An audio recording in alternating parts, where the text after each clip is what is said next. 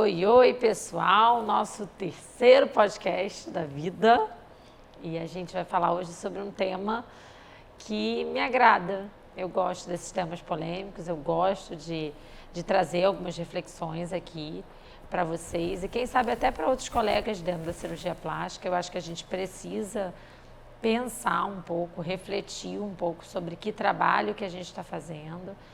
Não é só estar entregando técnica, estar entregando o resultado que a mídia está pedindo, que a propaganda está trazendo, tentar entender o que a gente está construindo, porque ser cirurgião plástico é também ser médico, é também tratar de pessoas, e quando a gente constrói alguma coisa no corpo de alguém, aquilo vai ficar naquela pessoa, e se aquilo de alguma maneira não representar a ela, a gente pode gerar até um transtorno psicológico nesse paciente. Então é importante que a gente entenda e reflita sobre todas essas questões que a gente é bombardeado o tempo inteiro. A gente também é lá no consultório, vem representante de tudo quanto é marca, de produto novo, de aparelho, querendo vender.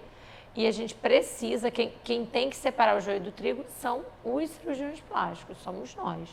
E se a gente não refletir sobre o que a gente está fazendo, a gente não vai conseguir ter esse entendimento e conseguir separar, e aí a gente vai estar também aí, tudo que a indústria lançar, a gente vai estar querendo estar na moda e fazendo, sem parar para pensar no que a gente está fazendo. Bom, hoje o tema é hipersexualização dos corpos. Eu sou a doutora Bruna Salvareza. Eu sou o doutor Eduardo Porto Leite. Sejam bem-vindos ao nosso podcast. É isso aí. E, amor, o que você acha? A gente está no movimento de... Porque, veja, assim, eu acho que a cirurgia plástica, como tudo, né, no mundo, está inserido no mundo e está sofrendo as influências que todas as outras áreas a gente tem visto. Então, a gente vê um movimento de evolução nas artes, a gente vê um movimento de evolução na música, a gente vê um movimento de evolução na propaganda, nas novelas, nos filmes. E na cirurgia plástica esse movimento acontece ou a gente está imune a esse movimento e ninguém... Eu diria que não é evolução, para mim seria uma involução até. Então, eu entendi de progresso, movimento. Não sei nem se é progresso no sentido melhor ou pior, eu quis dizer assim, movimento, está acontecendo um movimento, né? E então, ficamos imunes? Eu acho que isso parte muito da cultura e da personalidade do próprio cirurgião que vai estar abordando o paciente e do entendimento desse movimento que não é de hoje, mas isso já é construído há algumas décadas aí, e que a gente for vasculhar, entender um pouco mais essa cultura aí mais materialista, mais utilitarista, incluindo também a parte dos corpos, né? Isso a gente vê e está muito bem descrito aí nas artes plásticas, né? Com esse modernismo aí desconstruindo um pouco o que é a beleza de uma pintura, por exemplo, em que hoje em dia eu vi esses dias um vídeo no Twitter aqui de uma exposição de arte, não sei onde é que era, lá na Europa, que o pintor, meio pelado, né? Porque sempre tem que estar meio pelado o negócio, né? Para poder chamar a atenção. Você fica até com medo, né? Quando você entra na exposição de arte, você fica até com medo. É um auditório, assim, e tem um painel branco, e que vem, né, as pessoas sentadas assim, e vem o pintor lá, meio correndo, meio pelado, meio, né, naquele negócio esquisito, com um pincel, dá um pulo e joga lá a tinta e pinta o negócio. E aí vai, aí volta. Aí daí ele vai de novo, dá mais uma impulsão, pum, pinta, entendeu? Não, acho que ninguém entendeu direito, mas nem eu entendi também. Aquilo era a arte que estava acontecendo ali. Mas a arte era ele nu ou a pintura que projetava? Não sei, deve ser tudo um conjunto, né? Um negócio de maluco mesmo. A expressão toda. Que ali tem um bando de pessoas sentadas, que eu não sei... Assistindo. Não sei se estão achando aquilo realmente artístico, Legal. né? Quer dizer, então, essa desconstrução. Então, você comparar um quadro desse, né, com de repente uma pintura lá, sei lá, de Leonardo da Vinci, ou uma pintura de outro grande artista e renascentista que fez, tem todo um trabalho de sombra, de coloração, de detalhe né, do cenário que ele está pintando, e você dizer que isso é a mesma coisa que a arte se equivale, né, você está diminuindo, né, e está também trazendo trabalho para uma espécie de um raso, você relativiza tudo, né? E essa é a nossa cultura moderna que a gente enfrenta aí hoje em dia, em que tudo é relativizado, inclusive o que é beleza, inclusive o que é arte. Né? A gente já comentou aqui aquele livro do Roger Scruton, né? Essa Beleza Importa. E tem até um documentário fantástico para quem quiser assistir também no YouTube, é gratuito. Chama Billy Mathers, como é que é? Why Billy Mathers, algo do tipo assim. Em que ele fala isso, inclusive, também, daquele grande, não tão grande assim, né? Que ele critica, obviamente, ironiza, do Champ, que faz uma escultura lá que é um sanitário e aquilo ele é imposto como uma quebra de paradigma dentro da arte plástica e vira uma certa movimento de como se fosse aquilo fosse belo, né? A pessoa tem que aceitar que um sanitário exposto no museu é uma coisa bonita, é uma obra artística, né? Porra, então a pessoa tem 2 neurônios, ela vê que aquilo é um sanitário de cabeça para baixo que não representa nada, né? Ou seja, a não ser um aniquilamento ali do que foi construído ao longo de muito tempo. Então isso tudo nos traz para a nossa cultura atual, em que tudo é relativizado, inclusive a beleza, e tudo é muito trazido para o superficial, né? Para uma construção superficial, inclusive a imagem da beleza também. Hoje em dia, então, a gente vê essa onda aí, então, de corpos hipersexualizados, trazendo isso como uma coisa que seja bonita, né? Como um fator de beleza, em que aquela mama é gigante, aquela bunda está gigante, aquele abdômen tem que ser trincado. Então são construções que não transmitem de forma verdadeira a beleza e, pelo contrário, às vezes trazem um distúrbio na própria paciente que está assumindo ou querendo assumir isso como um padrão de beleza. Eu até dei um Google aqui, porque eu me lembrei de um personagem, até no Google ali, de 1989, né? Roger Rabbit, não sei se vocês vão lembrar, é uma mulher ruiva, que ela faz um desenho, também tem um filmezinho que é isso, né? Um peitão, uma cintura bem fininha e um bumbum grande também, que dá essa curva muito voluptuosa para o corpo, né? Essa coisa muito exagerada, esses ângulos, né? Esses tamanhos muito desarmônicos, né? Entre si, e que trazem essa comunicação sexual, né? Que é diferente você ser sensual e você ser sexual, né? E hoje eu acho que a plástica, assim como todos os outros meios artísticos, sofre essa hipersexualização, né? Se a gente for reparar aí a nossa cultura musical, a gente vai perceber que nas letras das músicas, cada vez mais a gente está mais literal e mais, assim, como é que eu vou dizer? Mais raso, né? E eu ia falar assim, a gente está mais literal no ato sexual, assim, tem músicas que são uma descrição do próprio ato sexual. Do próprio ato sexual, são muito literais nesse contexto. Principalmente aqui no Rio de Janeiro, né? E aí, se você for ver em arte, você também vê esse excesso de sexualidade. E quando você vai ver na plástica, eu acho que vieram aí algumas técnicas, se alinhar a todo esse processo que está acontecendo no resto do mundo, que trazem uma sexualidade um pouco mais exagerada ao corpo. Veja, o que eu acho disso assim, né? Eu acho que é importante levantar esse questionamento para que o paciente entenda se é o que ele está buscando. Né, se é como ele quer se comunicar, porque às vezes eu vejo o paciente ele indo atrás da moda, né, do que está na moda, do que a blogueira fez, do que alguém que ele admira fez, e aí ele quer fazer porque nela ficou bonito, talvez nela que tem ali o padrão, que tudo se alinha nesse contexto de hipersexualidade, que ela se sente assim, que ela quer expressar isso efetivamente, tá ok, todo aquele outro contexto externo alinhado ao interno dela. Ela tem essa percepção hipersexual, né, da vida, das coisas, e ela se alinhou. Então, para ela, aquela construção corporal vai ter adequação. E aí, é paciente que está ali vendo a artista que ela admira, que acha bonito, vê aquela construção corporal naquela artista, ela gosta daquilo, ela quer projetar aquilo no corpo dela sem entender todo esse background, né? toda essa comunicação por fora. Então, acho que é importante o paciente começar a refletir, né?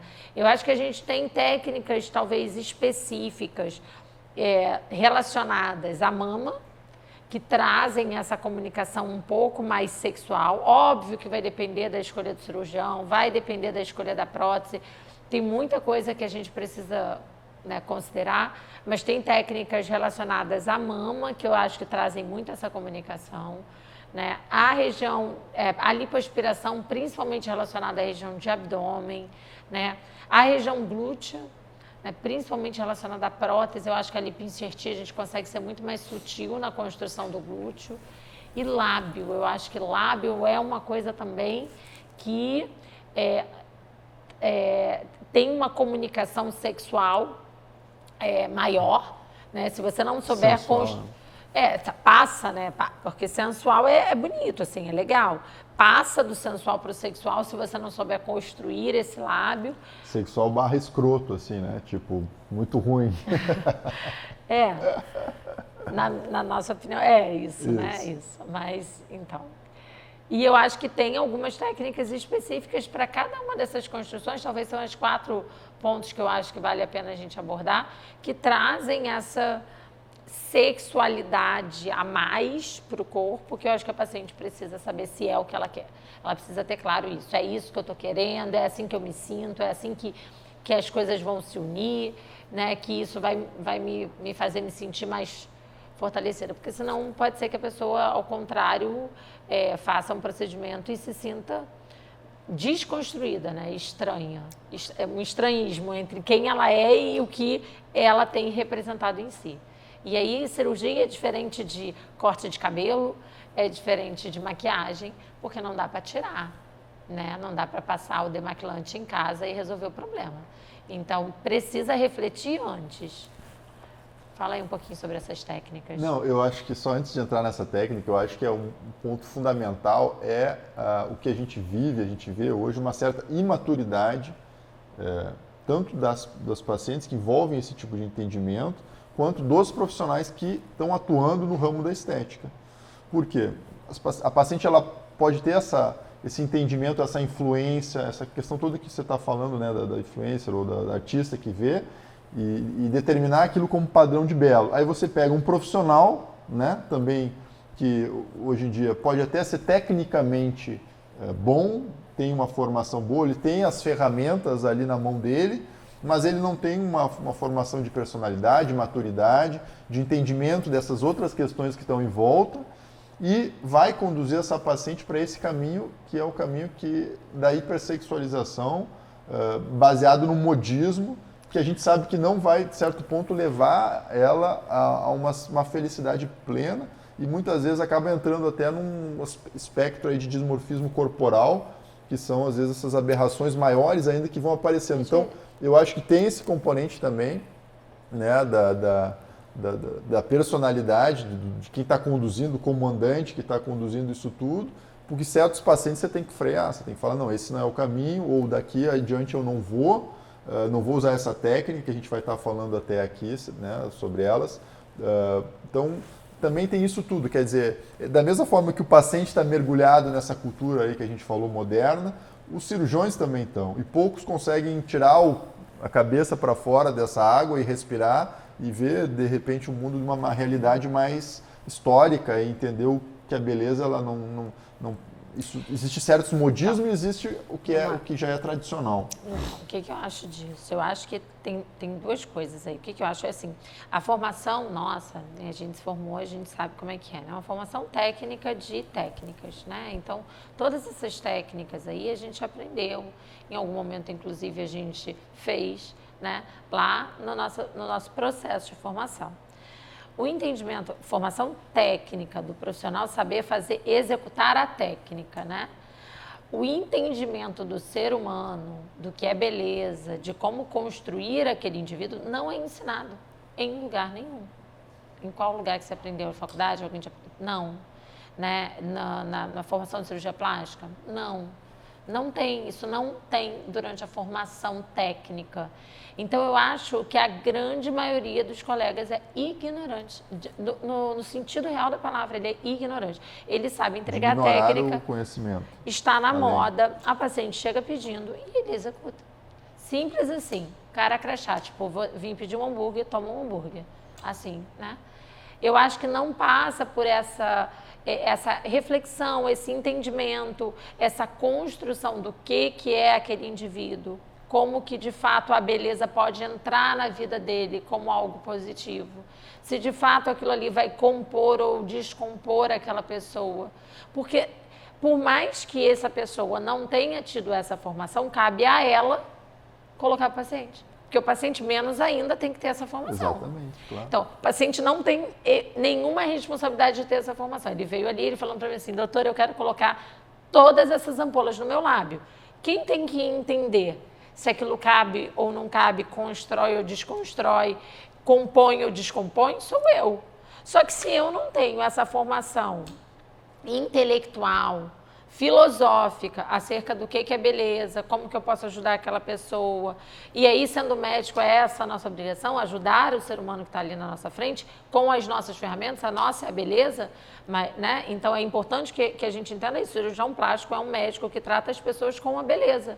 Então eu tenho que saber entregar beleza, não o que a pessoa vai me pedir, não é vir pegar um hambúrguer e tomar um hambúrguer. Mas não existe essa formação.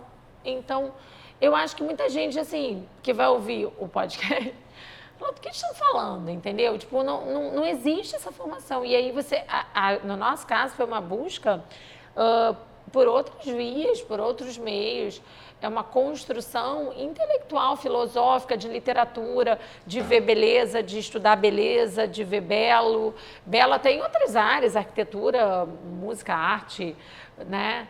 Eu voltei a tocar piano, inclusive. Quer dizer, você entender, transpor um pouco o conceito de beleza, de construção de beleza. Eu acho que falta isso, falta formação. Eu acho que eles não sabem, como é que é? Deus perdoe o que fazem, eles não sabem o que fazem, né? Perdoe eles não sabem o que fazem. Eu acho que é bem, eu juro, eu acho que é bem isso.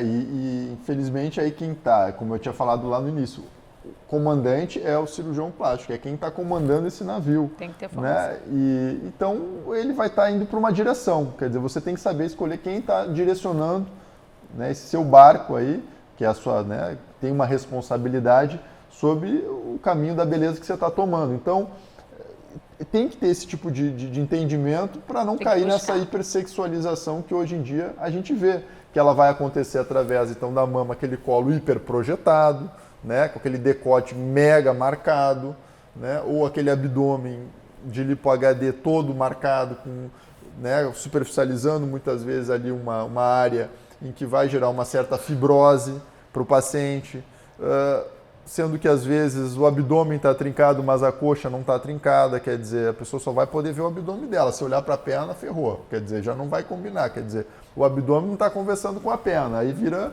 tipo, né, vira um Frankenstein. Uma coisa desconstruída, né, que a gente brinca aqui que é o Frankenstein. Então tem que ter um certo entendimento dessa situação, não pode assim simplesmente, às vezes o cirurgião porque está na moda, ele quer fazer, ele aprendeu essa técnica, ele já quer marcar o abdômen do paciente, mas o braço ficou mole, não ficou marcado, quer dizer, a pessoa que tem 2 neurônios, olha uma pessoa passando pela praia que está com aquele abdômen trincado, mas a coxa não está, o braço não está, quer dizer, isso, uma criança vai ver que o negócio ali está artificial, está errado. E tudo que passa pelo artificialismo não vai ser bonito, nem aqui, nem na China, nem em qualquer outro lugar do Brasil, do mundo, né?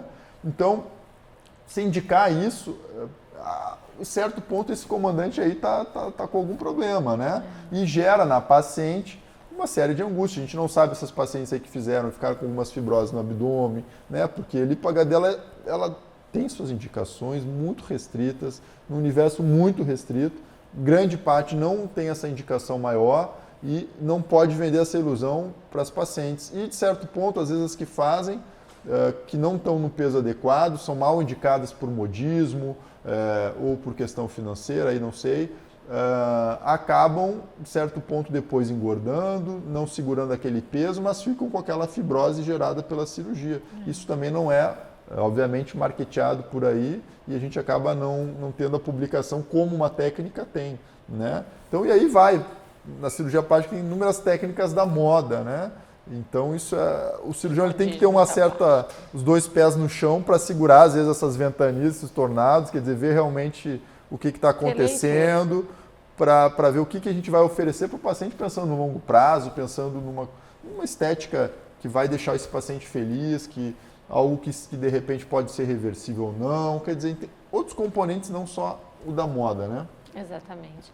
Outro dia você estava falando desse negócio da mama muito projetada, muito alta, eu recebi um direct, a paciente fez a mama, né, e estava desesperada que a mama estava lá em cima, muito alta, e aí ela mandou um direct, tinha, sei lá, uma semana de pós-operatório de uma outra cirurgiã que eu não conheço. E aí ela falou, ai, doutora, tá mandando. Eu falei, não, calma, vai desinchar, te acalma, né? Procura a tua cirurgiã, conversa com ela. E ela me volta no direct falando assim, não, olha, doutora, ela falou pra mim que usou a técnica do sutiã interno. É outro modismo que tá aí. É como se fosse uma técnica nova, é uma técnica antiga de fixação do sulco mamário. Tem uma indicação precisa que está sendo usada em todo mundo. E na hora que a mulher falou isso pra mim, pensei assim, tomara que esse sutiã interno ceda. Porque se não ceder, essa pessoa vai ficar muito estranha. A prótese estava lá na clavícula, estava assim, estava feio, né? Estava feio. E a paciente tinha essa percepção que estava estranho, né? Então, é isso, né? É sutiã interno para o peito ficar lá no alto, sendo que o peito não está normal lá no alto, né?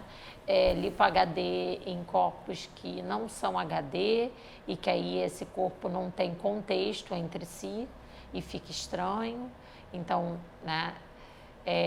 Lábios grandes em faces que não sustentam o tamanho do lábio, a face precisa sustentar. Vejam, eu não sou contra nada disso não, tá, gente? Eu já fiz lipo, há pouco, se quem viu a história viu que eu preenchi o lábio tem 2, 3 dias, né? Você só precisa saber como e quanto fazer para você não ficar over. Vocês estão vendo esse vídeo aqui, eu preenchi o lábio tem 2 dias e assim... Tá inchado, mas você olha e eu não estou parecendo, né, aquela coisa exagerada de lábio. Então, não é ser contra nenhuma dessas técnicas, mas é saber que elas são para pacientes específicos, com uso equilibrado e restrito, para a gente construir, né, e não hipersexualizar, né, o bumbum proporcional à cintura. Então, isso tudo precisa ser avaliado com carinho, né, para a gente conseguir tratar o nosso paciente da melhor maneira. E os colegas, eu acho que a gente precisa começar a refletir um pouco mais o que é, além de fazer beleza, de tratar, né, entregar o produto que o paciente vai pedir, o que é fazer beleza, né, e deixar o paciente se sentindo mais feliz com ele mesmo. Acho que é isso. E assim, a hipersexualização, ela é uma coisa extremamente rasa. Nenhuma mulher se sustenta trazendo um corpo só sensual, né? Só sexual, né? Isso não vai trazer vai completar a paciente, não vai completar a mulher. A sexualidade é algo que perene, existe, né, dentro de um casal, né, de uma relação madura, mas essa sexualização que a paciente ela tem que se demonstrar, ou ela tem que, esse seu critério dela maior é o corpo, né, ela precisa se mostrar, para ela se provar, ela tem que ter essa ferramenta como a principal. Isso não se sustenta e é vazio, né? Na sequência seguinte, isso já não vai estar trazendo para ela nenhum grande benefício. Então, isso até desconstrói um pouco a mulher. Ela não pode se portar nisso como a coisa principal dela. E isso não tem que ser hipervalorizado, né? A sexualidade ela é importante dentro do casal, a beleza vai trazer isso, mas essa hipersexualização do corpo, isso só gera prejuízo para a mulher. Isso é uma coisa que diminui, na realidade, a mulher e não agrega. Então, essa propaganda de hipersexualizar o corpo, na realidade, é uma propaganda contra a mulher, de certo ponto, né? Então, e os componentes que fazem essa propaganda e os que executam têm que ter consciência disso, que na realidade você está diminuindo a mulher quando você quer hipersexualizar ela. Então, isso é um ponto que também pode ser até outro podcast para a gente estar falando sobre isso aí. Exatamente. Então é isso, gente. E aí, me diz aí o que vocês acham desse papo todo aí, o que vocês pensam a respeito, mandem os comentários. Eu acho que esse aí vai dar polêmica. Né? Até a próxima. Tchau, tchau.